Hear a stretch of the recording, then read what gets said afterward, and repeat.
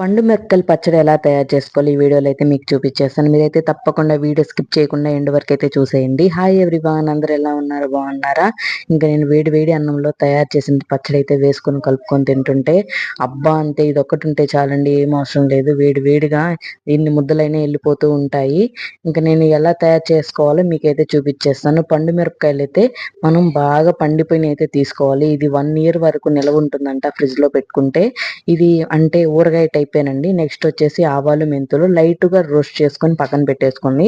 ఎందుకంటే కొంచెం చల్లారాలి కాబట్టి. మెంతులు వేస్తే కొంచెం జిగురుతనం అనేది వస్తుందంట, అందుకని మెంతులు వేసుకుంటారు. నెక్స్ట్ వచ్చేసి చింతపండు అండి. మనకి ఎంత చింతపండు యాడ్ చేసుకోవాలి అంత చింతపండు. ఇంకా మనం నేను చూపించాను కదా, మెంతులు ఆవాలు అయితే ఇలా లైట్గా ఫ్రై చేసుకొని పక్కనైతే పెట్టేసుకోవాలి. ఇంకా నెక్స్ట్ వచ్చేసి కల్లుప్పు అండి.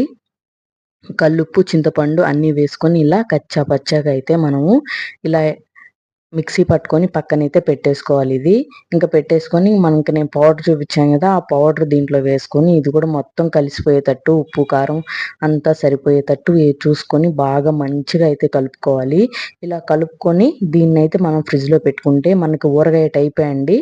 ఇది 1 సంవత్సరం రోజులైనా ఎక్కడికి పోదు. మనకు కావలసినప్పుడు కొంచెం కొంచెం తీసుకొని చూసారు కదా, నేను మిక్సీ జార్లో మళ్ళీ కొంచెం కచ్చా పచ్చగా అయితే మిక్సీకి అయితే పట్టేసుకొని ఇంకా మనం తిరగమాత అయితే పెట్టేసుకోవాలి. దీనిలో కొంచెం ఆవాలు, ధనియాలు, ఇంకా పచ్చెనగపప్పు, కొంచెం మినప్పప్పు ఇలా యాడ్ చేసుకొని దీనిలో కొంచెం ఎండుమిరపకాయలు, కరివేపాకు కూడా వేసుకోవచ్చు. వేసుకుంటే ఇంకా చాలా మంచి టేస్ట్ వస్తుంది. తెల్లగడ్డ మాత్రం ఖచ్చితంగా వేసుకోవాలి, ఫ్లేవర్ వచ్చేది అదేనండి. ఇంకా ఆయిల్ కొంచెం ఎక్కువ పడుతుంది. ఇంకా మనం కచ్చా పచ్చగా దంచుకున్నది కదా, అదైతే మనం ఇలా దీంట్లో వేసుకొని ఇది లైట్గా ఫ్రై అవ్వాలండి. ఎక్కువ ఫ్రై అవ్వాల్సిన అవసరం లేదు. ఎక్కువ ఫ్రై అయితే టేస్ట్ పోతుంది. ఇలా చూసారు కదా, లైట్గా ఫ్రై అయితే